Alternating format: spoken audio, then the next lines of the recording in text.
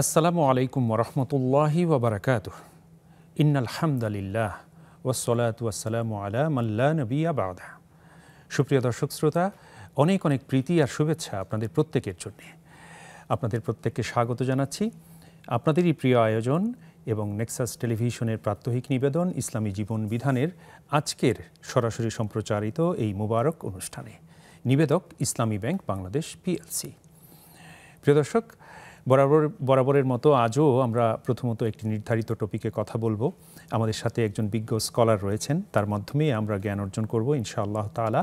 আর সে সঙ্গে আপনারাও আমাদের সাথে যুক্ত হচ্ছেন স্ক্রিনে প্রদর্শিত নাম্বারে সরাসরি ডায়াল করে, কিংবা আমরা জানি যে আমাদের এই আয়োজনটি নেক্সাস টেলিভিশনের পাশাপাশি নেক্সাস টেলিভিশন ইসলামিক এই ফেসবুক পেজ থেকেও সরাসরি সম্প্রচারিত হচ্ছে। আপনারা অনেকেই হয়তো ইতিমধ্যে আমাদের সাথে অনলাইনেও যুক্ত হয়েছেন, আপনাদেরকে মোবারকবাদ জানাচ্ছি। আর আপনারা ফোন করার পাশাপাশি আমাদের মন্তব্যের ঘরে আপনাদের মূল্যবান কথা বা জিজ্ঞাসা সংক্ষিপ্ত আকারে লিখলে আমরা সেখান থেকেও নেওয়ার চেষ্টা করব ইনশাআল্লাহ তাআলা। এবার পরিচয় করাবো আমাদের আজকের মুআজ্জাজ মেহমানের সাথে। হ্যাঁ প্রিয় দর্শক, আজকে আমাদের মাঝে উপস্থিত হয়েছেন আমাদের সকলের অত্যন্ত শ্রদ্ধাভাজন প্রিয় মানুষ, ইসলামী বিশ্ববিদ্যালয় কুষ্টিয়ার সাবেক অধ্যাপক, আপনারা অনেকেই ধরে ফেলেছেন আমাদের সকলের প্রিয় শায়েখ, বিশিষ্ট ইসলামী চিন্তক, গবেষক এবং খতিব, বাইতুশ শাকুর জামি মসজিদ, পশ্চিম শেওড়াপাড়া, ঢাকা, ফদিলাতুল উস্তাজ অধ্যাপক ডক্টর হাফেজ ABM হিজবুল্লাহ হাফিজাহুল্লাহ। আসসালামু আলাইকুম রহমতুল্লাহ। ওয়ালাইকুম আসসালাম রহমতুল্লাহি ওয়া বারাকাতুহু। শায়েখ, আপনাকে অনেক অনেক মোবারকবাদ এবং অভিনন্দন জানাচ্ছি আমাদের আজকের আয়োজনে, এবং সেই সঙ্গে কৃতজ্ঞতা আপনার মূল্যবান সময়। আমিও আপনাদের সবাইকে, যারা কাছে দূরে আমাদেরকে দেখছেন, তাদের সবাইকে অগ্রিম ঈদুল আজহার ঈদ মোবারক জানিয়ে দিচ্ছি। তাকাব্বালাল্লাহু মিন্না ওয়া মিনকুম সালিহাল আমাল। আমিন। শুকরান, জাযাকুমুল্লাহ খায়র। স্যার, আলহামদুলিল্লাহ প্রিয় দর্শক, আজকে আমরা স্যারকে পেয়েছি, আলহামদুলিল্লাহ, শুকর আলহামদুলিল্লাহ, আল্লাহর কাছে শুকরিয়া আদায় করছি। এবং আপনারাও নিশ্চয়ই খুবই এক্সাইটেড যে আমরা আজকে স্যারের মাধ্যমে ইনশাআল্লাহ তাআলা জানব।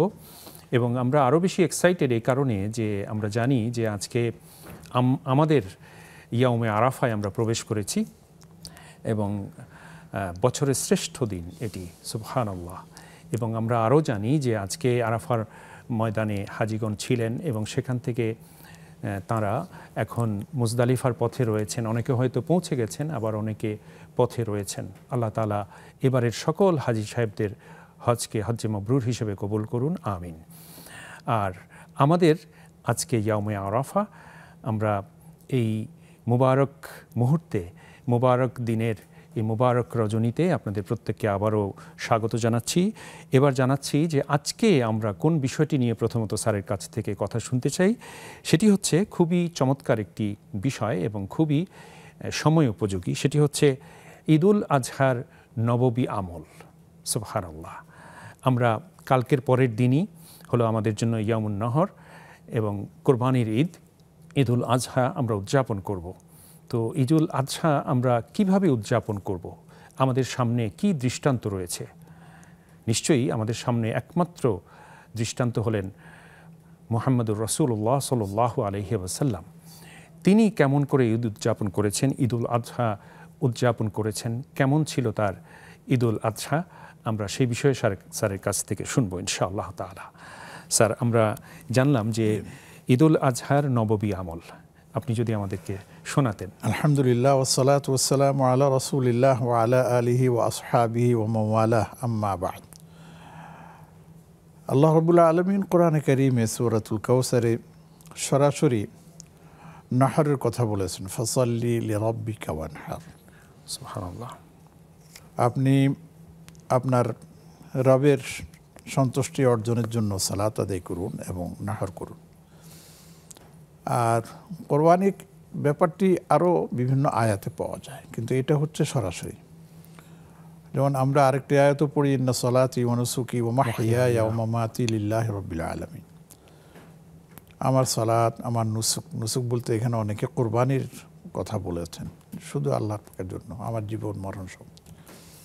এখন আসি যে আমাদের নবীজি সাল্লাল্লাহু আলাইহি ওয়াসাল্লাম কিভাবে কোরবানির উদযাপন করতেন। দেখুন, মদিনায়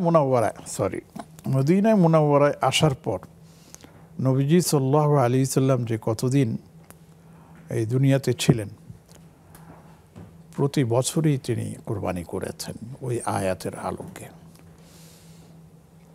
এবং সেই কোরবানি কখনো তিনি দুম্বা, কখনো ভেড়া, কখনো ছাগল, কখনো উট, কখনো গরু ইত্যাদি ব্যবহার করেছেন, যে সময় যেটা সুযোগ হয়েছে। এমনও হয়েছে যে এক বছর বিভিন্ন পশু তিনি কোরবানি করেছেন।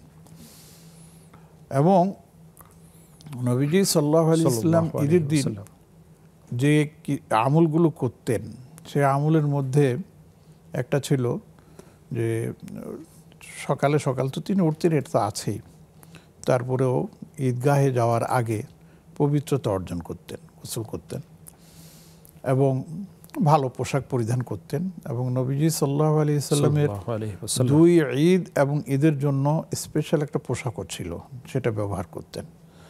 এবং সেজন্য আমরাও এখন দেখি আমাদের বিভিন্ন মসজিদের খতিববৃন্দ জুমার দিন বিভিন্ন ড্রেস, সুন্দর সুন্দর ড্রেস পরেন, আর ঈদের সময় তো আরও ভালো পরেন। 2 3 নম্বর যেটা করতেন যে তিনি আপনার এই সুগন্ধি ব্যবহার করতেন। এরপরে ঈদের জামাতটা সাধারণত তিনি বাহিরে করতেন। বর্তমানে মদিনা মুনাওয়ারার পশ্চিমে মসজিদে গামামা যেখানে আছে, এই জায়গাটাই তৎকালীন সময়ের ঈদগাহ হিসাবে পরিচিত ছিল। খুব বেশি দূর না মসজিদ থেকে, 5-7 মিনিটের বেশি লাগে না। তো সেখানে ঈদের জামাত আদায় হতো, নবীজি সাল্লাল্লাহু আলাইহি সাল্লামের ইমামতে সেখানে নবীজি আদায় করতেন। এরপরে সেই কোরবানি সময়, সে কোরবানির জন্য আমরা এখন যেমন যত্রতত্র বিভিন্ন সময় কোরবানি করে থাকি জায়গায়, সেটা তেমন ছিল না। ওই ঈদগাহি নবীজি সাল্লাল্লাহু আলাইহি সাল্লাম কোরবানি করতেন। আবার কোথাও কোথাও দেখা যায় যে বাসার সাথেও কোরবানি করেছেন এবং সেখানেও সেটার ব্যবস্থা ছিল। তো যাই হোক, এটা তো ছিল মদিনা মুনাওয়ারার ব্যাপার।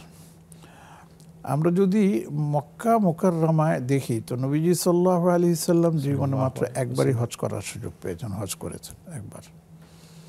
এবং আল্লাহ রাব্বুল আলামিনের কুদরতি ফয়সালা এটা ছিল যে শিরিক মুক্ত মক্কায় নবীজির হজ পালিত হয়েছে। সুবহানাল্লাহ, এটা একটা বিশাল ব্যাপার ছিল। এর আগে 7ম হিজরিতে নবীজি সাল্লাল্লাহু আলাইহি সাল্লাম উমরার উদ্দেশ্যে যাত্রা করেছিলেন, কিন্তু হুদায়বিয়াতে তিনি বাধাগ্রস্ত হন। সে বছর আর যেতে উমরা করতে পারেননি। পরের বছর উমরাতুল কাদা বলা হয়, সেটা করেছেন। এরপরে 8ম হিজরিতে মক্কা বিজয়ের পর সে বছরও তিনি যান নাই। 9ম হিজরিও পার হয়ে গেল। 9ম হিজরিতে মক্কা নগরীকে শিরিক মুক্ত হওয়ার ঘোষণা দেওয়া হলো এবং সেই বছর নবীজি সাল্লাল্লাহু আলাইহি সাল্লাম হযরত আবু বকর রাদিয়াল্লাহু তাআলা আনহুর নেতৃত্বে কাফিলাতুল হুজ্জাজ প্রেরণ করলেন। এবং তার কিছুদিন পরেই আল্লাহ রাব্বুল আলামিন কোরআনের একটি আয়াত নাযিল করলেন, সূরা তাওবা বা বারাআতে। স্যার, এই জায়গাটায় আমরা আসবো 9ম হিজরির এই ঘটনার পরবর্তী অংশ থেকে। আমাদের সাথে দর্শক যুক্ত হয়েছে। আসসালামু আলাইকুম ওয়া রাহমাতুল্লাহ। প্রিয় দর্শক, ওয়ালাইকুম আসসালাম ওয়া রাহমাতুল্লাহ। আমার 2টা প্রশ্ন ছিল। জি বলুন। হচ্ছে যে আগামী পবিত্র ঈদুল আজহাতে আমাদের পরিবারের প্রধান, যারা আমার হাজবেন্ড হয়তো কুরবানি করবে, সে হয়তো কুরবানি দিবে। সুন্নাহ পদ্ধতি হচ্ছে সে কুরবানি করেছে, কুরবানি করে খাবে, সুন্নাহ। এখন আমাদের পরিবারের অন্যান্য সদস্যরা, আমি হয়তোবা, এখন আমার কি করণীয়? আমরা কি সকালে খেতে পারবো নাকি কুরবানির গোশত দিয়ে খাওয়াটা সুন্নাহ? আচ্ছা, বুঝতে পেরেছি। প্রশ্ন হচ্ছে যে আমি মাঝে মাঝে অনেক শারীরিকভাবে অসুস্থ হয়ে পড়ি। যেমন ধরেন প্রেসার কমে যায়, রক্তের হিমোগ্লোবিন কমে যায়, হয়তো হাঁটুতে ব্যথা নেই, মাজাতে ব্যথা নেই, কিন্তু অত্যন্ত দুর্বলতার কারণে দাঁড়িয়ে কিংবা বৈঠক করে বসেও নামাজ পড়তে খুব কষ্ট হয়। সেক্ষেত্রে কি আমি চেয়ারে বসে নামাজ পড়া আমার জন্য বৈধ কিনা? এই দুটি প্রশ্ন। অনেক অনেক শুকরিয়া বোন, আপনি সাথে থাকুন, ইনশাআল্লাহ শায়েখ বলবেন। জাযাকুমুল্লাহ খায়ের। আমাদের সাথে আরও একজন দর্শক রয়েছেন। আসসালামু আলাইকুম ওয়া রাহমাতুল্লাহ। দর্শক বলুন। হ্যালো, আসসালামু আলাইকুম। ওয়ালাইকুম আসসালাম। আমার দ্বিতীয় প্রশ্ন হলো, ঈদের দিন কিছু না খেয়ে গরুর গোশত খেয়ে যদি আমি শুরু করি খাবারটা, তাহলে কি আমার একদিনের নাকি আমি রোজা সব পাবো? এটা কি সুন্নত হবে নাকি? এটা আমি জানতে চাচ্ছি। আচ্ছা, বুঝতে পেরেছি বোন। আর কোনো প্রশ্ন? জি না, আর কোনো প্রশ্ন। অনেক অনেক শুকরিয়া, আপনিও সাথে থাকুন, ইনশাআল্লাহ শায়েখ বলবেন। জাযাকুমুল্লাহ খায়ের। আলহামদুলিল্লাহ শেখ, কিছু প্রশ্ন আমরা পেয়েছি। তার আগে আমরা যে জায়গাটায় ছিলাম, আপনি নবম হিজরির কথা বলছিলেন। জি, যে আবু বকর সিদ্দিক, হ্যাঁ, আবু বকর সিদ্দিক রাদিয়াল্লাহু তাআলা আনহু নেতৃত্বে কাফিলাতুল হুজ্জাজ প্রেরণ করা হলে তিনি হলেন আমিরুল হজ্জ। কিছুদিন পরেই সাথে সাথে আল্লাহ পক্ষ থেকে আয়াত নাজিল হলো, ইয়া আইয়ুহাল্লাযীনা আমানু ইন্নামাল মুশরিকুনা নাজাসুন ফালা ইয়াকরাবুল মাসজিদাল হারামা বা'দা আমিহিম হাযা। নবীকে বললেন যে ঘোষণা দিয়ে দেন ইমানদারদেরকে যে মুশরিকরা হচ্ছে আকীদার দিক থেকে অপবিত্র, কাজেই তারা যেন পরবর্তী বছর আর বাইতুল্লাহর কাছেও না ঘেঁষে। এই আয়াত নাজিল হওয়ার পর হযরত রাসূলুল্লাহ সাল্লাল্লাহু আলাইহি ওয়াসাল্লাম আবু তালেব আলী ইবনে আবি তালেব রাদিয়াল্লাহু তাআলা আনহুকে পাঠিয়ে দিলেন ঘোষণা দাও। তিনি যখন মক্কার কাছাকাছি পৌঁছে গেলেন বা মক্কা পৌঁছে গেলেন, আবু বকর রাদিয়াল্লাহু তাআলা আনহু জানতে পারলেন যে আলী আসছে। তখন জিজ্ঞেস করলেন আলী রাদিয়াল্লাহু তাআলা আনহু যে আমিরুন আম মা'মুর, আপনি কি আমির হিসাবে এসেছেন নাকি মা'মুর হিসাবে? কারণ আমির তো ছিলেন আবু বকর, আর যদি ওনাকে পাঠায় তো উনি সরে যাবেন। আল্লাহু আকবার, তাদের এই ছিল আপনার নেচার। তিনি বললেন যে না, আমির আমি একটা ঘোষণা দেওয়ার জন্য নবীজি সাল্লাল্লাহু আলাইহি ওয়াসাল্লামকে প্রেরণ করেছেন। তখন নবীজি সাল্লাল্লাহু আলাইহি ওয়াসাল্লামের এই আয়াত তিনি পড়ে শোনালেন বিভিন্ন জায়গায়। এখন মক্কা আপনার পুরা শিরক মুক্ত হয়ে গেল। দশম হিজরিতে নবীজি সাল্লাল্লাহু আলাইহি ওয়াসাল্লাম সশরীরে বিদায় হজের সেই ঐতিহাসিক আপনার এই সময়ে তিনি মক্কা মদিনায় এসে উপস্থিত হলেন এবং নিজে সেই বাইতুল্লাহকে মানে এর নাম কি মূর্তি মুক্ত করলেন। সুবহানাল্লাহ, বড় আজীব কি ছিল। তো যাই হোক, নবীজি এখানে একটা হয়েছে যে মূর্তি মুক্ত করেছেন ইয়ের সময়, এর নাম কি এই ফাতে মক্কায়, মানে ভিতরে ছিল কিন্তু বাইরে মূর্তি পূজা তখনও চালু ছিল। কিন্তু দশম হিজরিতে আর কিছুই ছিল না। নবীজি সাল্লাল্লাহু আলাইহি ওয়াসাল্লাম শুধু হজের উদ্দেশ্যে সেখানে আসলেন এবং মক্কা মুকাররমায় এসে অবস্থান করলেন। অবস্থান করে হজ পালন করলেন। হজ পালন শেষে বড় মজার ব্যাপার হলো যে নবীজি সাল্লাল্লাহু আলাইহি ওয়াসাল্লাম শুকরিয়া, আল্লাহর শুকর আদায় করার জন্য একে একে 100 উট তিনি জবাই করেছেন, নহর করেছেন। সুবহানাল্লাহ, 100 উটের মধ্যে 63টা উট তিনি নিজ হাতে আপনার নহর করেছেন। সুবহানাল্লাহ, হ্যাঁ, কেননা তার বয়স 63, এই জন্য প্রচলিত আছে যে নবীজির বয়সের সংখ্যা অনুযায়ী নবী কোরবানি করেছেন সাল্লাল্লাহু আলাইহি ওয়াসাল্লাম। এবং মজার ব্যাপার আছে, বর্ণনায় পাওয়া যায় যে দুইটা জিনিস আছে। একটা হচ্ছে জবেহ করা, জবেহ মানে গলায় ছুরি দিয়ে জবেহ করা, এবং সেটা হচ্ছে আপনার এই যে গরু, মহিষ, ছাগল, দুম্বা ইত্যাদি। আর উটের ক্ষেত্রে এখনও আছে নহর করা। নহর হচ্ছে উটের গলা এইভাবে থাকে, আর যিনি করেন তিনি ভিতর থেকে একটা বর্ষা বা ছুরি জাতীয় দিয়ে তার এই গলার এখানে আঘাত করেন।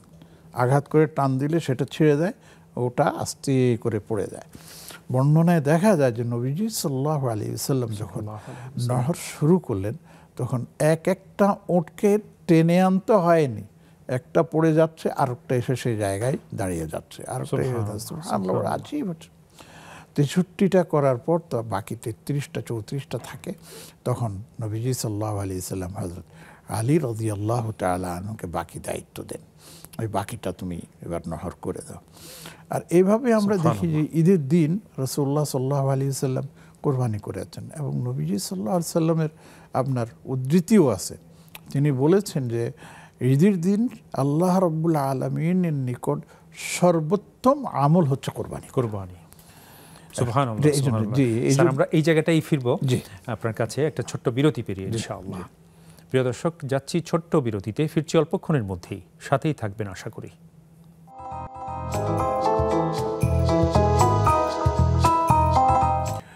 সুপ্রিয় দর্শক, বিরতির পর আপনাদের প্রত্যেককে আরও একবার স্বাগত জানাচ্ছি নেক্সাস টেলিভিশনের প্রাত্যহিক পরিবেশনা, আপনাদের সকলের প্রিয় আয়োজন ইসলামী জীবন বিধানের আজকের সরাসরি সম্প্রচারিত আয়োজনে।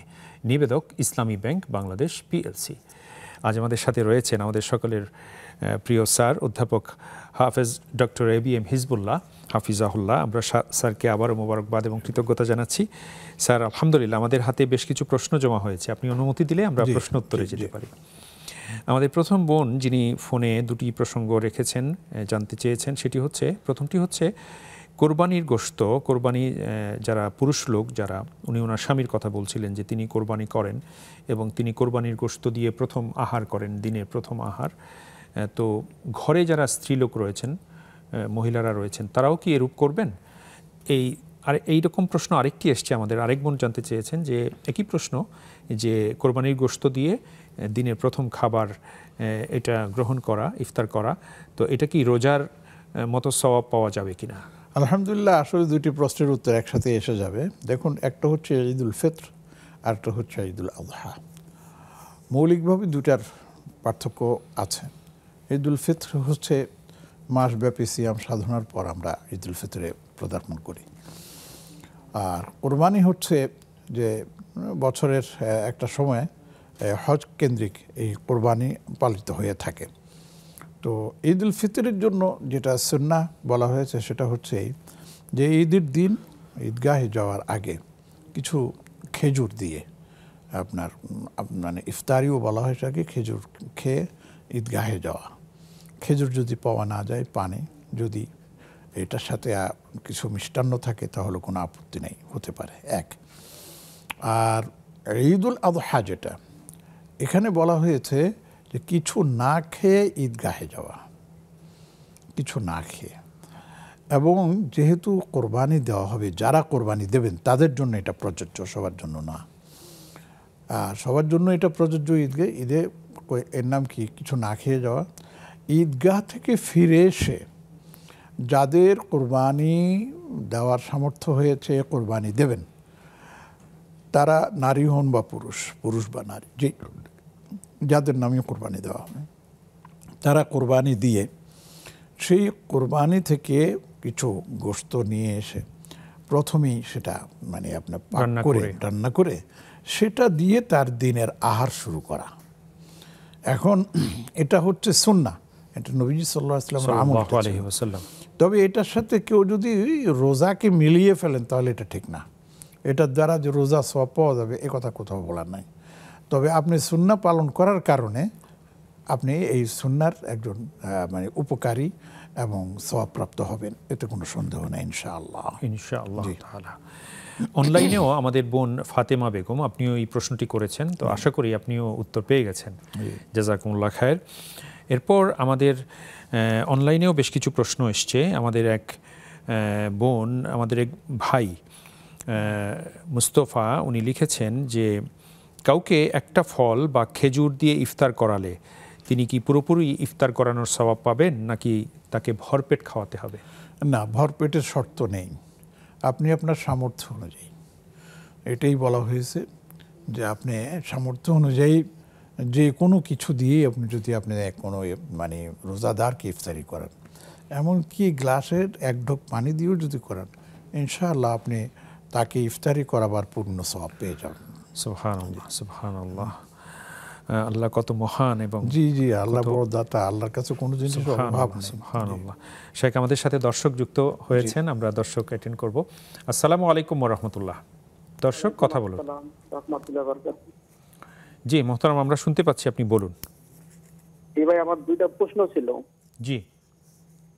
এক নম্বর প্রশ্ন হচ্ছে, যদি কোনো জিনিস পুড়ে পাওয়া যায় বা টাকা বা পয়সা যদি মালিক না পাওয়া যায়, এর মানে কি করব? এটা কোনো খাওয়া কি জায়েজ নাকি, মানে এর বিধানটা কি? আচ্ছা। আর দুই নম্বর প্রশ্ন হচ্ছে যে পরিপূর্ণ মুসলমান হওয়ার জন্য মানে অনেক কাজ থেকে যায়, নামাজ, রোজা, হজ, যাকাত বা এরকম যে সৎ কাজের আদেশ, অসৎ কাজের নিষেধ, এরকম অনেক ভাইরা বলে যে সংঘবদ্ধ হয়ে কাজ করো, এটা কি কেমন, কিভাবে সংঘবদ্ধ হওয়া কি জায়েজ নাকি না? আচ্ছা, অনেক অনেক শুকরিয়া মোহতারাম, আপনি সাথে থাকুন, ইনশাআল্লাহ শায়েখ বলবেন। জাযাকুমুল্লাহ খায়ের। আমাদের সাথে আরও একজন দর্শক যুক্ত আছেন। আসসালামু আলাইকুম ওয়া রাহমাতুল্লাহ। প্রিয় দর্শক, কথা বলুন।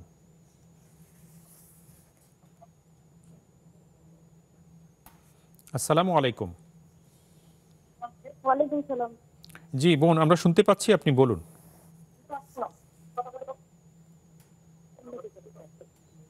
জি আমরা শুনতে পাচ্ছি, আপনি বলুন।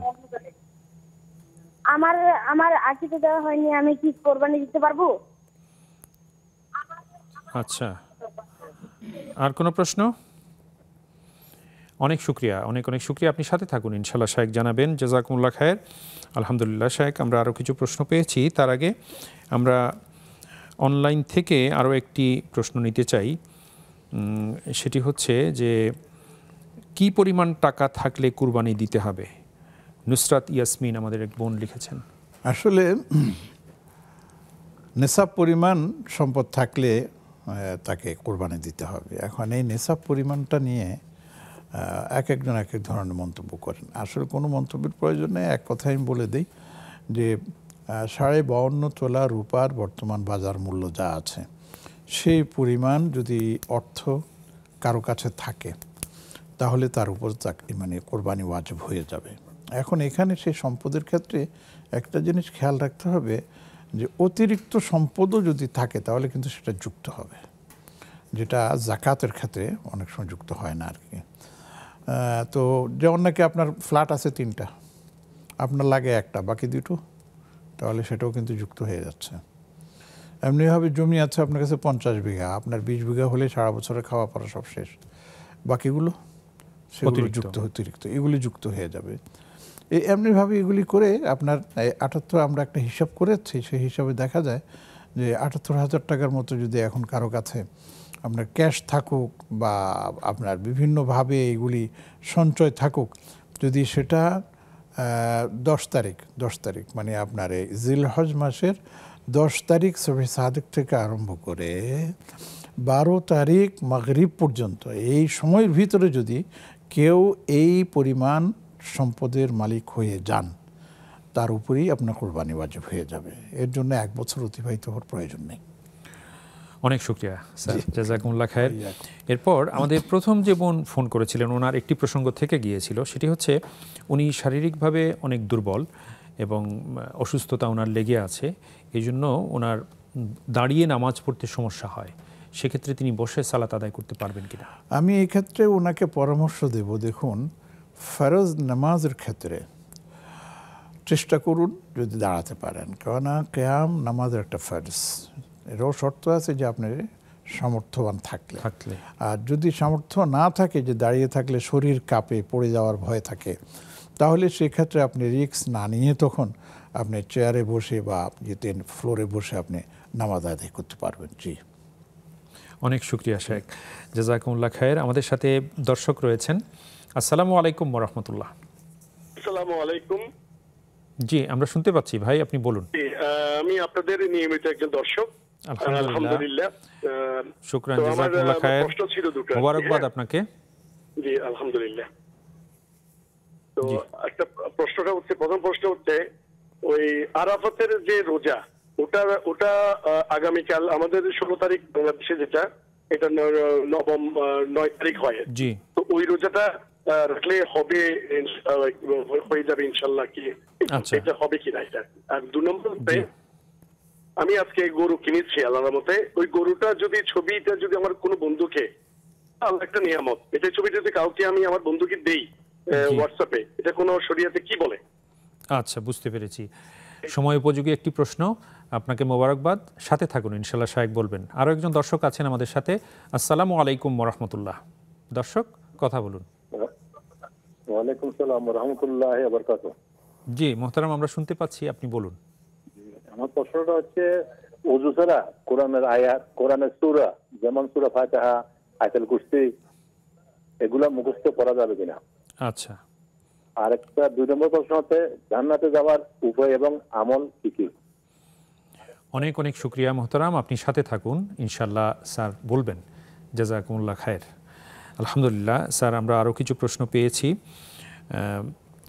আল্লাহর কাছে শুকরিয়া আদায় করছি যে আমরা আপনার মাধ্যমে উপকারী জ্ঞান আমরা হাসিল করতে পারছি। আল্লাহর কাছে তৌফিক চাচ্ছি যে প্রশ্নগুলো পেয়েছি সবগুলোর আনসার যাতে আমরা করতে পারি। এবার যে প্রশ্নটি রাখছি স্যার আপনার কাছে, সেটি হচ্ছে যে আমাদের এক ভাই জানতে চেয়েছেন, কুড়িয়ে পাওয়া কোনো জিনিস সেটা যদি তার মালিককে খুঁজে টুজে পাওয়া না যায়, তাহলে সেটা কি যিনি পেয়েছেন তিনি ভোগ করতে পারবেন কিনা?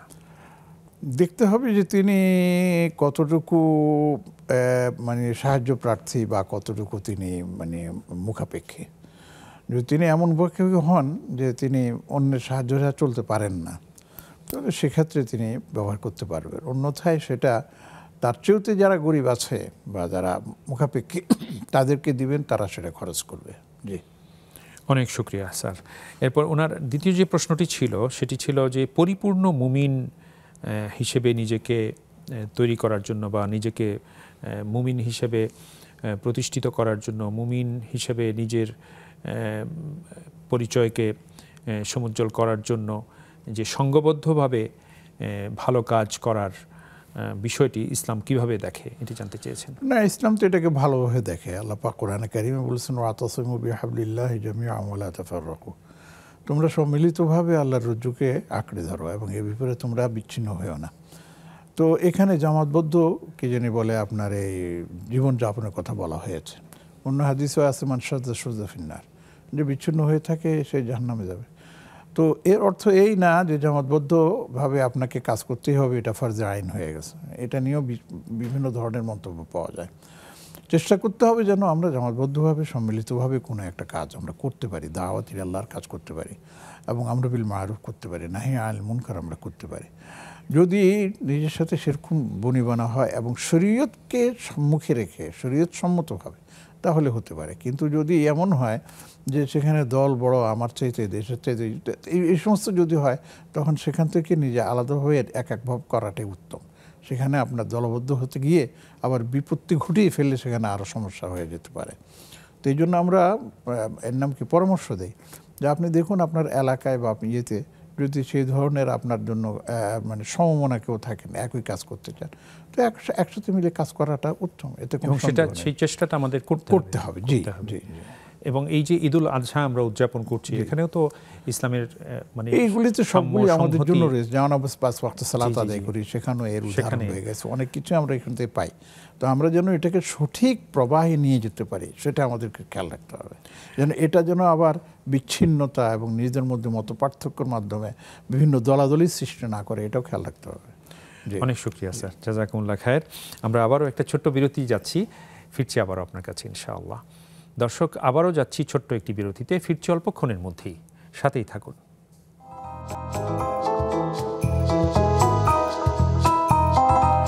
সুপ্রিয় দর্শক, আবারও আপনাদের প্রত্যেককে স্বাগত জানাচ্ছি আপনাদের সকলের প্রিয় আয়োজন নেক্সাস টেলিভিশনের প্রাত্যহিক নিবেদন ইসলামী জীবন বিধানের আজকের সরাসরি সম্প্রচারিত এই মুবারক আয়োজনে। নিবেদক ইসলামী ব্যাংক বাংলাদেশ পিএলসি। আমরা আবারও শায়েকের কাছে যাচ্ছি। শায়েক, আপনাকে আবারও মোবারকবাদ জানাচ্ছি। আলহামদুলিল্লাহ, আমাদের হাতে বেশ কিছু প্রশ্ন রয়েছে। আমি প্রথমে অনলাইন থেকে একটি প্রশ্ন নিচ্ছি। আমাদের এক বোন উম্মে কুলসুম, উনি লিখেছেন একটু লম্বা কথা, তো মূল কথা যেটি সেটি হচ্ছে যে উনি আমাদের মা বোনদের যে মাসিক অসুস্থতার সময় সালাত আদায় করতে হয় না, তো এই সময়টাতে তিনি নেইল পলিশ ব্যবহার করতে পারবেন কিনা?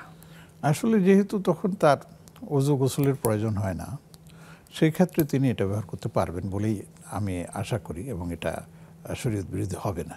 কিন্তু যখনই গোসলের প্রয়োজন হয়ে যাবে, নামাজ পড়বেন, তখন নেল পালিশ ব্যবহার করবেন না, কারণ তখন পানি তার আঙ্গুলের মধ্যে ঢুকবে না এবং করে ওযু হবে না। জি, অনেক শুকরিয়া স্যার। এরপর আমরা ফোনে এক বোন আমাদের জানতে চেয়েছেন যে ওনার আকিকা হয়নি, তো এখন তিনি কুরবানি দিতে পারবেন কিনা? হ্যাঁ, আকিকা যদি না হয় তাহলে কোরবানি দেওয়া যাবে না এমন কোনো বিধান নেই। বরঞ্চ কোরবানি হচ্ছে যার উপর যিনি নেশাব পরিমাণ সম্পদের মালিক হয়েছেন তারপর ওয়াজিব, আর কোরবানিটা হচ্ছে সুন্নাহ, এবং সেটা মুরব্বীরা করে থাকেন, করেননি যে কোনো কারণেই হোক, এই জন্য তার মানে কোরবানি বাদ যাবে না। যদি কোরবানি তার উপর ওয়াজিব হয়ে থাকে, অবশ্যই তাকে কোরবানি দিতে হবে। জি, ইনশাআল্লাহ ইনশাআল্লাহ। এরপর আমাদের এক ভাই দুটি প্রসঙ্গের অবতারণা করেছেন। ওনার প্রথম প্রশ্নটি ছিল যে আমাদের জন্য আরাফার রোজা কত তারিখে রাখবো আমরা? আগামীকালকে রাখলে সেটা কি পরিপূর্ণ সওয়াব আমরা পাচ্ছি কিনা? অবশ্যই পাবো, কারণ যারা বলেন যে আরাফার দিন হাজী সাহেবান্ডা ময়দানে আসেন আমি দেখতে পাচ্ছি, আমি তাদেরকে প্রশ্ন করব, আপনি কি তাকবীরে তাশরিক শুরু করেছেন? আরাফার দিন তো তাকবীরে তাশরিক ফজর থেকে শুরু করতে হয়, আপনি কি সেটা শুরু করেছেন? কয়দিন তাকবীরে তাশরিক পড়বেন? আপনি ওই আরাফার ময়দানের হাজিদেরকে দেখে আপনি নিয়মে আরাফার রোজা রাখলেন, পরের দিন কি ঈদ করবেন? সেদিন তো ঈদ করলে আপনার জন্য রোজা রাখা হারাম হয়ে যাবে, আপনি কোনটা করবেন? আসলে এগুলি বিভিন্ন ধরনের প্রশ্ন আমাদের সামনে আসছে এবং বিভিন্ন ধরনের বিভ্রান্তি আমাদের জন্য আসছে। এটা নিরসনের ক্ষেত্রে আমি সুন্দরভাবে আপনাদের পরামর্শ দিতে চাই যে আসুন আমরা এজমায়ে উম্মত যেটা আছে, ওলামায়ে কেরাম যে এজমা করেছেন সেটার দিকে ফিরে যাই, তাহলে আমাদের কোনো সমস্যা থাকবে না। এই যে এখন আপনার এর নাম মিডিয়ার যুগে এই যে আমরা এগুলি দেখতে পাচ্ছি, এগুলি তো এই গত 100 বছরও ছিল না। তার আগে মানুষ কি করত? এই সমস্ত প্রশ্নের অবতারণা করলেও বিভিন্ন ধরনের মানে মন্তব্য আসে। তো সোজা কথায় আমি বলি যে আমাদের দেশের হিসাব অনুযায়ী আমাদের 16ই আপনার কি জানি বলে এর নাম কি জুন ইয়মে আরাফা আমাদের জন্য 9 তারিখ, জিলহজের 9 তারিখ, এবং সেদিনই ইনশাআল্লাহ আমরা আইয়ামে তাশরিকের তাকবীর শুরু করব এবং সেদিনই আমরা ইনশাআল্লাহ আরাফার যে দিন নির্ধারিত আমরা রোজা রাখব। এবং আল্লাহ পাকের খাজানা এত অফুরন্ত যে আগের দিন রোজা রাখিনি বলে পরের দিনের রোজা আল্লাহ সওয়াব দিবেন না, এই কথা বাতুলতা।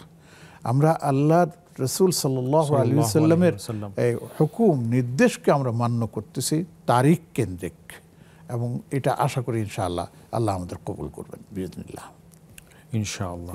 অনেক শুকরিয়া স্যার। এরপর আমাদের এই ভাইয়ের দ্বিতীয় যে প্রসঙ্গটি ছিল যে তিনি কোরবানির পশু ক্রয় করেছেন, তো আমরা দেখি যে আমরা সোশ্যাল মিডিয়াতে কিংবা আমরা হয়তো উনি বলছেন যে ওনার বন্ধুকে সেটা সেই গরুর ছবি তিনি দেখাতে পারবেন কিনা, এতে করে কোনো সমস্যা হবে কিনা? আসলে কোরবানি তো হচ্ছে ইখলাসের ব্যাপার, এখানে ছবি প্রদর্শনের তো কোনো বিষয় আমি দেখছি না। ছবি অনেকে আপলোড করছে, ফেসবুকে দিচ্ছে। তিনি হয়তো পার্সোনালি বলেছেন যে হোয়াটসঅ্যাপে হয়তো দিচ্ছেন এবং তিনি হয়তো দামটা জিজ্ঞেস করছেন, তার বন্ধু হয়তো একটা পশু ক্রয় করবেন না, এগুলি হচ্ছে ব্যক্তি টু ব্যক্তি আপনার কিছু করলে এটাতে তেমন অসুবিধা হবে না, কিন্তু একবারে ওপেন ছেড়ে দেওয়া বা ইয়ে করা এটা সোশ্যাল মিডিয়াতে না দেওয়াই উত্তম। এমনি যদি জানতে চান কেমন গরু কিনলে একটা ছবি দাও বা দাম কেমন, সেটা দিতে পারবেন, সেটা অসুবিধা নেই। জি, অনেক শুকরিয়া স্যার। আমাদের সাথে আরও দর্শক যুক্ত হয়েছেন, আলহামদুলিল্লাহ। আসসালামু আলাইকুম ওয়া রাহমাতুল্লাহ। প্রিয় দর্শক, কথা বলুন। ওয়ালাইকুম আসসালাম। জি, ওয়ালাইকুম আসসালাম রাহমাতুল্লাহ, বলুন ভাই। আমার প্রশ্নটা হচ্ছে, মাগরিবের নামাজ পড়লাম, জি, 3 রাকাত নামাজ, মানে 2 রাকাত পয়রা বসা লাগে, বৈশা আতে তো দুরূদ শরীফ পড়ার পর আমার মনে হইছে আরেক রাকাত নামাজ আমার হইছে। আচ্ছা, কারণ পড়ার পর আমি আবার দাঁড়াই উঠলাম, দাঁড়িয়ে উঠে আবার আবার বৈশা আতে তো পয়রা দুরূদ শরীফ পড়া কি সালাম ফিরাইয়া পরে আবার কি সাউসদা দেওয়া লাগবে না এমনিতেই নামাজ আদায়? আচ্ছা, বুঝতে পেরেছি আপনার প্রশ্নটি। আর কোনো প্রশ্ন আছে? অনেক শুকরিয়া, আপনি সাথে থাকুন। জাযাকুমুল্লাহ খায়ের। আমাদের সাথে আরও একজন দর্শক রয়েছেন। আসসালামু আলাইকুম ওয়া রাহমাতুল্লাহ। দর্শক, কথা বলুন। ওয়ালাইকুম আসসালাম ওয়া রাহমাতুল্লাহি ওয়া বারাকাতুহু। শেখ, আমি বাড়িধারা থেকে মৃত্তিকামণি বলছিলাম। জি, আলহামদুলিল্লাহ বোন, আপনি বলুন। শেখ, আমার কোয়েশ্চেন হচ্ছে যে আমাদের সোসাইটিতে দেখা যায় যে শো অফ করার জন্য সাধারণত অনেকে কোরবানি দিয়ে থাকে যে কে কার থেকে কত এক্সপেন্সিভ গরু কোরবানি দিবে, কিন্তু এমনও অনেক লোকজন দেখা যায় যে যাদের একটা হয়তো উট কোরবানি দেওয়ার সামর্থ্য থাকে, কিন্তু তারা সামান্য একটা খাসি বা ছাগল দিয়ে কোরবানিটা কমপ্লিট করছে। তো এদের ব্যাপারে আমাদের শ্রদ্ধেয় সাহেব কি বলবেন? এদের কোরবানিটা কি হবে, বা কোরবানিটা হলেও বা আল্লাহ তাআলা এটাকে কিভাবে অ্যাকসেপ্ট করবেন? আচ্ছা আচ্ছা, বুঝতে পেরেছি। আর কোনো প্রশ্ন আছে? জি না সাহেব, একটাই কোয়েশ্চেন। অনেক শুকরিয়া, অনেক শুকরিয়া বোন, আপনি সাথে থাকুন, ইনশাল্লাহ সাহেব বলবেন। জাযাকুমুল্লাহ খায়ের। আলহামদুলিল্লাহ স্যার, আরও কিছু প্রশ্ন এসছে। তার আগে আমাদের এই প্রশ্নগুলোর আগে আরও পূর্বের প্রশ্ন ছিল। আমাদের আরেক ভাই জানতে চেয়েছিলেন যে অজু ছাড়া মুখস্থ কোরআন পাঠ করতে পারবেন কিনা? অবশ্যই পারবেন, কোনো অসুবিধা নেই। একমাত্র মনে রাখতে হবে যাদের উপর গোসল ফরজ হয়ে যায় বিভিন্ন কারণে, সেই গোসল ফরজ হয়ে গেলে তারা কোরআনে কারীম ছুঁতেও পারবেন না, তেলাওয়াত করতে পারবেন না। আর না হয় কোরআনে কারীম যদি কারো উজু নেই কিন্তু তিনি কোরআন কারীম তেলাওয়াত করতে চান মুখস্থ, তাহলে তিনি পড়তে পারবেন, কোনো সমস্যা নেই। অনেক শুকরিয়া স্যার। এরপর আমাদের এই ভাইয়ের দ্বিতীয় আরেকটি প্রশ্ন ছিল। উনি বলছিলেন যে জান্নাত লাভের জন্য, জান্নাত হাসিলের জন্য আর কি কি আমলকে অগ্রাধিকার দিবেন, কি কি আমল? অগ্রাধিকার বলতে শুধু একটাই বলবো যে এক রাসূলুল্লাহ সাল্লাল্লাহু আলাইহি ওয়াসাল্লামের কাছে এক সাহাবী এসে বলছিলেন, ইয়া রাসূলুল্লাহ, কে যেন বলে আমার উপর কি ফরজ? বলে যে ঈমান আনো। ঈমান আছে, তারপর নামাজ পড়ো, তারপর যাকাত দাও, তারপর রোজা রাখো, তারপর যদি সামর্থ্য থেকে হজ করো, তারপর কথা আর কিছু নেই, তুমি এরপর যদি করো এটাতে তোমার জন্য রাফ হয়ে যাবে। তখন ইয়া রাসূলুল্লাহ আপনি সাক্ষী থাকেন, আমি এটা বাড়াবো না, আমি কমাবো না, কোনো নফলও পড়বো না, কিছু পড়িনি। তো হাঁটা শুরু করছে। তখন নবীজি সাল্লাল্লাহু আলাইহি ওয়াসাল্লাম বললেন, যদি কেউ দেখতে চাও জান্নাতি কোনো লোকেতে দেখে নাও। এখান থেকে তো আমরা পেয়ে গেলাম। সুবহানাল্লাহ, এই জিনিসগুলো আমরা করলেই হয়ে যাবে, খুব বেশি কিছু দরকার নেই ভাই। শিরক মুক্ত জীবন করুন, বেদাত মুক্ত জীবন করুন, আমল কম হোক কিন্তু সুন্নাহ ভিত্তিক আমল করুন, তাহলে ইনশাআল্লাহ আপনার জন্য রাস্তা সহজ বিইজনিল্লাহ। আল্লাহ কবুল করুন স্যার আমাদের প্রত্যেকের জন্য, আমিন। আলহামদুলিল্লাহ। এরপর আমাদের আরেক ভাই যে প্রশ্নটি করেছেন, উনি বলছিলেন যে প্রথম বৈঠকে 3 রাকাত বা 4 রাকাত বিশিষ্ট সালাতে প্রথম বৈঠকে তিনি আত্তাহিয়াতু, তারপর আত্তাহিয়াতু পাঠ করার পরে দরুদের কিছু অংশ পাঠ করে ফেলেছেন। তারপরে মনে হয়েছে যে আরেক রাকাত রয়ে গেছে বা আরও 2 রাকাত রয়ে গেছে। তখন তিনি দাঁড়িয়ে বাকি সালাতগুলো আদায় করে সালাম ফিরিয়ে, এখানে কি সাহু সাজদা দিতে হবে কিনা? এখানে হচ্ছে কি যে তিনি দুরূদ শরীফ যদি পুরোটা পড়ে ফেলেন তাহলে লাগবে। আর যদি দুরূদ শরীফ যে আল্লাহুম্মা সাল্লি আলা এতটুকু পড়ছেন, হঠাৎ মনে হলো যে আমার তো আরও 1 রাকাত বাকি আছে, উঠে গেলেন, তাহলে আলিমগণ বলেছেন যে এখানে সাহু সাজদা লাগবে না। যদি পুরোটা পড়ে ফেলেন কিন্তু বেশিরভাগ পড়ে ফেলেন, সেই ক্ষেত্রে তাকে সাহু সাজদা দিতে হবে। জি, অনেক শুকরিয়া স্যার, জাযাকুমুল্লাহ খায়ের। এরপর আমাদের যে বোন বাড়িধারা থেকে প্রশ্ন করেছেন একটু আগে, তিনি জানতে চেয়েছেন যে অনেকে শো অফ করেন, কুরবানি অন্যকে দেখানোর জন্যে কোরবানি করে থাকেন। আবার তিনি আরেকটি কথা বলেছেন যে অনেকের অনেক বাড়তি সামর্থ্য আছে, অনেক বেশি সামর্থ্য আছে, যে উট কোরবানি দেওয়ার মতো সামর্থ্য আছে, কিন্তু তিনি হয়তো একটি ছাগল দিয়ে, ভেড়া দিয়ে তিনি সেটা আদায় করছেন। তো তার ক্ষেত্রে এবং শো অফ করার ক্ষেত্রে এই যে বিষয়গুলো, এই কোরবানিগুলো, হ্যাঁ জি, প্রশ্নটাকে আমি 2 ভাগে ভাগ করে দেই। একটা হচ্ছে লোক দেখানো, এটা জায়েজ নেই, এটা কোনো অবস্থাতেই গ্রহণযোগ্য না। এটা হবে রিয়াযুক্ত, আপনাকে যেটা বলে আমল, এবং রিয়া আল্লাহর কাছে পছন্দনীয় না। আল্লাযীনা হুম ইউরাউন ওয়া ইয়ামনাউনাল মাউন, তাদের জন্য আল্লাহ পাক মানে ধ্বংসের কথা বলেছেন। ফাওয়াইলুল লিল মুসাল্লিন আল্লাযীনা হুম আন সালাতিহিম সাহুন ওয়াল্লাযীনা হুম ইউরাউন ওয়া ইয়ামনাউল মাউন। কাজে এটা বাতিল। আল্লাহ আমাদেরকে এ থেকে হেফাজত করুক, লোক দেখানো আমল থেকে, যে কোনো আমল, শুধু কোরবানি, যে কোনো আমল। 1 2 নম্বর সামর্থ্য আছে, ওটা একটা না 10টা দিতে পারবেন, কিন্তু তিনি একটা ছাগল দিচ্ছেন, তাহলে কি হবে? জি, তার উপর কোরবানি ওয়াজিব হয়েছে, সেখানে উট তো ওয়াজিব হয় নাই, তার জন্য তো আপনার কি জানি বলে গরু ওয়াজিব হয় নাই, তার জন্য কোরবানি ওয়াজিব হয়েছে। সে কোরবানির সর্বনিম্ন হচ্ছে একটা ছাগল 100, আর সর্বোচ্চ সে গরু দেখ, উট দেখ, মহিষ দেখ দিতে পারে, একই নামে একটা দিতে পারে। কিন্তু বেশ কম হচ্ছে এই যে উটে 7 নাম দেওয়া যায়, আপনার ছাগল গরুতে 7 নাম দেওয়া যায়। তো তিনি অন্যদেরকেও এর মধ্যে শরিক করে যদি দেন সেটা আরও উত্তম, সেটা ইসালে সওয়াব হয়ে যাবে, সাদাকা হয়ে যাবে। দিতে পারলেও আমি বলবো যে উত্তম, সেভাবে করা উচিত যদি তার সামর্থ্য থাকে। অনেক গরিব আছে, অনেক অসহায় মানুষ আছে যারা আপনার গোশত খেতে পায় না, আপনি অতিরিক্তটা দিয়ে তাদের মধ্যে বিলিয়ে দেন, আপনি এটার জন্য অনেক সুবিধা হয়ে যাবে। তিনি হয়তো বোঝাতে চেয়েছেন যে তিনি হয়তো এটাকে ঝামেলা মনে করছেন, যে আমি এত ঝামেলায় যাব না, কোনো রকম একটা দিয়ে আমি না এটাকে ঝামেলা ওয়াজিবটা আদায় করব, এই মানসিকতা যদি থেকে না, এই মানসিকতা আর থাকা একেবারে উচিত না। আল্লাহর একটা হুকুম আপনি পালন করতে পারছেন, এই জন্য তো আল্লাহর শুকরিয়া আদায় করেন। সুবহানাল্লাহ, সুবহানাল্লাহ। হ্যাঁ, আপনি যদি মনে করেন যে কেউ নেই আপনাকে সাপোর্ট দেওয়ার মতো, তাহলে আমি বলবো আপনি আশেপাশে থাকেন, অনেক সাপোর্ট পেয়ে যাবেন, এলাকার মধ্যেও পেয়ে যাবেন যে আমার একটা কোরবানি তোমরা কেউ করে দাও। যদি না পারেন, সমস্যা হয় না সাধারণত, কোনো মাদ্রাসায় আপনি দিয়ে দেন যে আমার একটা কোরবানি আপনি করে দেন, আপনার গোশতের প্রয়োজন বলে দিলেই হবে যে আমার ভাগের কিছু অংশ গোশত আমাকে দিলেই চলবে, হয়ে যাবে এগুলো। এবং এখন তো অনেকগুলো কিছু প্রতিষ্ঠান আমাদের দেশে আমরা দেখতে পাচ্ছি, আলহামদুলিল্লাহ, সুন্নাহ ফাউন্ডেশন এই ধরনের কাজগুলো করে যাচ্ছেন ইনশাআল্লাহ। তো সেভাবে তিনি সহযোগিতা করতে পারেন। আল্লাহ আমাদের সকলের এই নেক কাজগুলোকে কবুল করুন। আমরা আবারও আপনার কাছে ফিরবো একটা ছোট্ট বিরতি পেরিয়ে ইনশাআল্লাহ। দর্শক, আবারও যাচ্ছি ছোট্ট বিরতিতে, সাথেই থাকুন।